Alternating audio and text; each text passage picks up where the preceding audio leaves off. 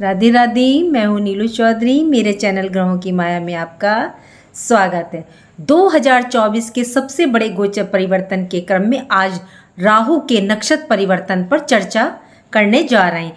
एक ऐसे नक्षत्र पर राहु देव विराजमान है जो कि शनि का उत्तरा भाद्रपद नक्षत्र होगा।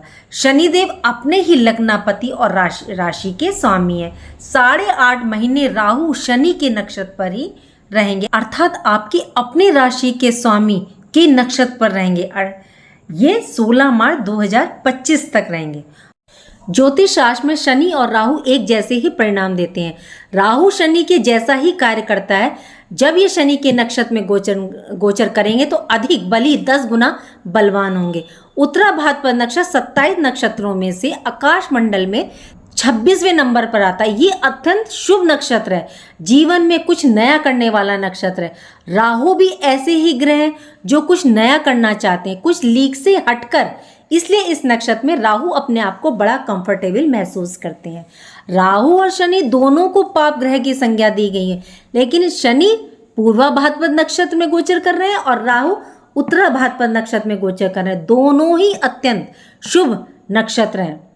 ये जरूर ध्यान रखिएगा कि राहु आपकी कुंडली में अच्छी हैं या खराब।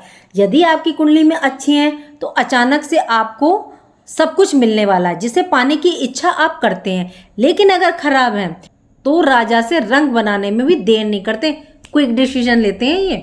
चलिए जानते हैं नक्षत्र परिवर्तन के बारे में कि ये आपकी राशि पर क्या प्रभाव डालेंगे।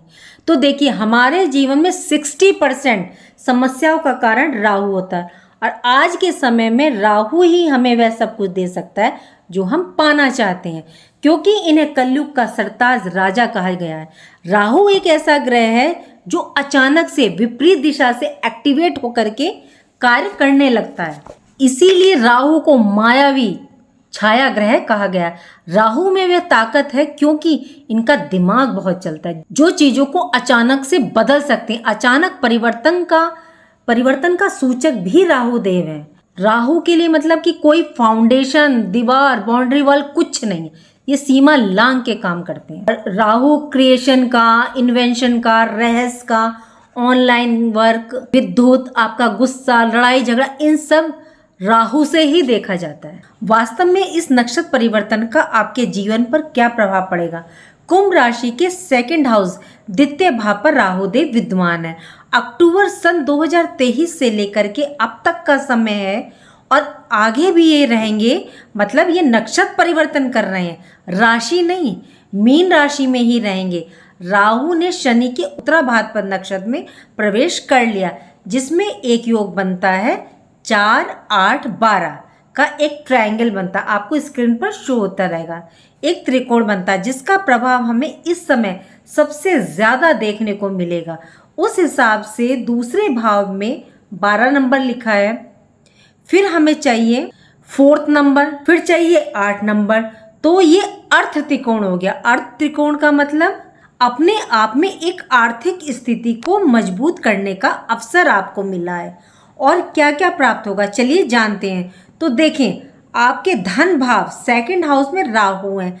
राहु के अंदर जुनून होता है कि मुझे और कुछ चाहिए और चाहिए, मतलब इसकी भूख शांति नहीं होती। किसी भी रूप में आर्थिक लक्ष्य को मुझे मतलब प्राप्त करना ही है। यही राहु अब ज्यादा प्रभावी हो जाएंगे आपके अपनी राशि के ऊपर। ये जो दूसरा घर होता है, ये आपका कुल, कुटुंब, परिवार में यदि कोई अशांति का वातावरण चल रहा है तो इसमें अब निजात मिलेगी। यहाँ राहु विराजमान होकर परिवार में आर्थिक समस्याओं को दे रहे थे। अब ये एक समय ऐसा है जहां आपकी राशि के स्वामी के अधीन होकर के राहु देव अब रिजल्ट आपको प्रदान करेंगे। आपके धन से जुड़े हुए कार्य इस समय पर पूर्ण होने की संभावनाएं काफी प्रबल होती है, क्योंकि अर्ध त्रिकोण में आ रहा है। दूसरी तरफ आपका एक घर और एक्टिव होता है, आपका 6th हाउस। 6ठे घर को माना जाता है प्राप्ति का स्थान। अभी तक जो आपने कर्म किया उससे मिलने वाला रिजल्ट 6th हाउस से ही देखा जाता है। अब इस हिसाब से देखा जाए तो 7वें भाव से 7th हाउस से ये 12वां है। मतलब आपके जो क्लाइंट है, आपका जिनके साथ डील होता है, उनके द्वारा आपको प्राप्ति का योग बन रहा है। सिक्स्थ हाउस हो गया डेली रूटीन का। इस समय आपका रहन सहन, नियम कानून का पालन, डेली एक्टिविटी को आप इस समय फॉलो करेंगे। सिक्स्थ हाउस आपके जॉब का, नौकरी का, तो अब नौकरी का भाव भी यहाँ पर प्रभावी हो रहा है। इसका मतलब आप जॉब की तलाश कर रहे हैं तो ये तलाश आपकी पूरी हो सकती है। आप जॉब कर रहे हैं, इंक्रीमेंट चाहते हैं, तो लाभ चाहते हैं, तो कर्म के द्वारा लाभ की संभावना बनी हुई है। लाभ की प्राप्ति संभव तभी होती है जब हमारे जीवन में हमारा काम धाम अच्छा चलता है, हमारा कार्य जॉब अच्छी चलती है। अर्थात 10th हाउस यहाँ एक्टिवेट है। हमने जो काम किया, मेहनत परिश्रम किया पूर्व में, तो अब राहु देव इस ट्रायंगल के माध्यम से आपको जो ये समय है आपके लिए अर्थ त्रिकोण का समय है, इसलिए धनदायक स्थिति तक आपको पहुंचाने के लिए राहु देव आपकी मदद करेंगे। सेकंड हाउस मीन राशि में राहु विराजमान है और आपके धन भाव पर ये 18 साल बाद इनका गोचर हुआ है। अब ये फिर 18 साल बाद आएंगे आपके धन भाव पर। इसका पूरा लाभ आप लोग उठाइए। वैदिक ज्योतिष का एक सूत्र है, कोई ग्रह अपने नक्षत्र के अधीन होकर के यदि हमें रिजल्ट प्रदान करता है उसका बेहतरीन परिणाम निकल करके आता है। राहु यहाँ शनि के नक्षत्र में, और राहु के पास जो घर है सेकंड हाउस, और शनि के पास आपका पहला घर है, और 12वां घर भी शनि का है, तो हमें यहाँ एक कॉम्बिनेशन मिलता है। इस गोचर के दौरान 2, 1, 12 का हमें एक कॉम्बिनेशन देखने को मिला। तो अब इस दृष्टिकोण से ये आपको और अधिक मजबूती प्रदान करेंगे, क्योंकि राहु के पास कोई सीमा बाउंड्री वाल तो है नहीं। एक असीमित ग्रह के रूप में राहु को देखते हैं, और ये धन भाव पर है। जो धन की आवश्यकता है आपको राहु यहाँ पर करा जाते हैं, लेकिन इनकी शर्त है कि आप काम में मेहनत और नियंत्रण रखें, क्योंकि यहाँ 10th हाउस की राशि एक्टिवेट हो रही है जो कि शनि है। अर्थात यदि आपने अपने काम पर फोकस कर लिया तो निश्चय मानिए एक बड़ा आर्थिक लाभ आपको प्राप्त होगा।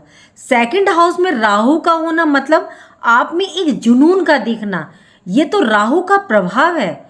लगन में आपके शनि है और इस टाइम वक्र अवस्था में रेट्रोग्रेड है, तो आपके स्वास्थ्य पर आपको विशेष ध्यान रखना होगा, क्योंकि यहाँ 1 और 12 का कॉम्बिनेशन है। एक तो हो गया लगन, आपका स्वयं, आपका शरीर, 12वां घर हो गया आपका हॉस्पिटल का, तो किसी न किसी कारण से हॉस्पिटल के चक्कर आपको लगाने पड़ सकते हैं। मेडिटेशन, योगा, प्राणायाम, डेली रूटीन आपको आप ठीक रखें, और यदि आप ठीक रखते हैं तो नेगेटिव रिजल्ट नहीं प्राप्त होंगे आपको।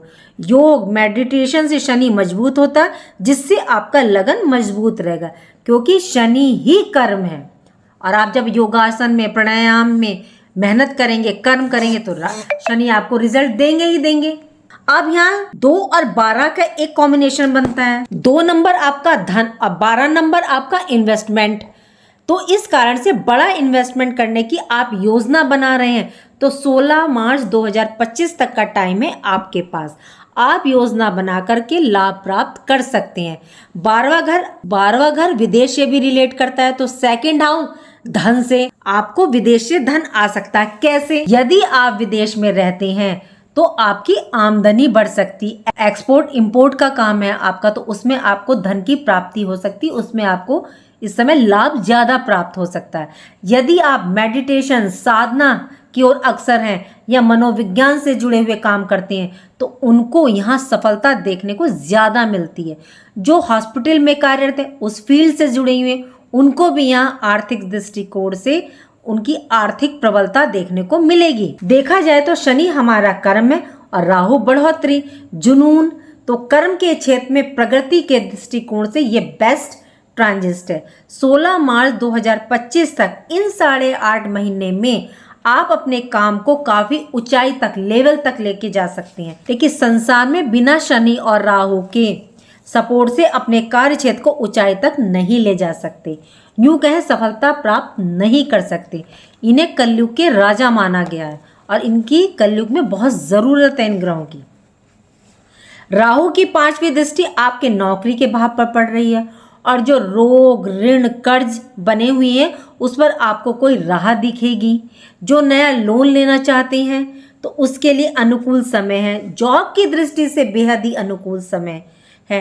नेम फेम के दूसरे ग्रह माने गए हैं राहु, इसी कारण से राहु की पंचम दृष्टि शनिवत हो चुकी है। आपके लिए अनुकूल समय है। ये सेवा का हेल्प का स्थान भी है, तो 6th हाउस, तो आपके अंदर सेवा की भावना इस समय जागृत हो सकती है। चलिए अब इस राहु का हमारे जीवन पर और अच्छा प्रभाव पड़े इसके लिए हम क्या कर सकते हैं। तो इस दौरान आप शिव की आराधना कीजिएगा, क्योंकि शिव ने जो है अपने मुंडों की माला में इनको प्रो रखा है। तो इस दौरान यदि आप सोमवार में या जिस दिन भी आपकी इच्छा करें, सोमवार के दिन, बुधवार के दिन, प्रदोष व्रत में कभी भी आप शिवलिंग पे जाकर के आप या तो आंकड़े के पुष्पों की माला या मंदार के या अपराजिता के पुष्पों की माला भगवान शिव पे अर्पित करें। इससे राहु की नेगेटिविटी दूर होती है। दूसरा उपाय ये है कि जो आपके घर के आसपास कोई स्वीपर हो या आपके घर में स्वीपर काम करते हो उनको कुछ पैसा दीजिए, कुछ वस्तु दीजिए, चीज़ें दीजिए। सबसे ज़्यादा रिलेट करते हैं राहु इनसे, स्वीपरों से। तीसरा उपाय आप कर सकते हैं कि शाम को संध्या के बाद आप 11 बार, 21 बार या एक माला राहु के मंत्रों की जाप कर लीजिए, अगर राहु आपको ज़्यादा परेशान कर रहा हो तो। मंत्र है ओम रांग राहवे नमः। तो थोड़ा सा गुड़ रख लीजिए और पानी रख लीजिए। जब आपका मंत्र पूर्ण हो जाए तो गुड़ आप कुत्ते को डाल दीजिए, पानी किसी पौधे में आप डाल दीजिए, बढ़ा दीजिए। इससे भी राहु शांत होते हैं।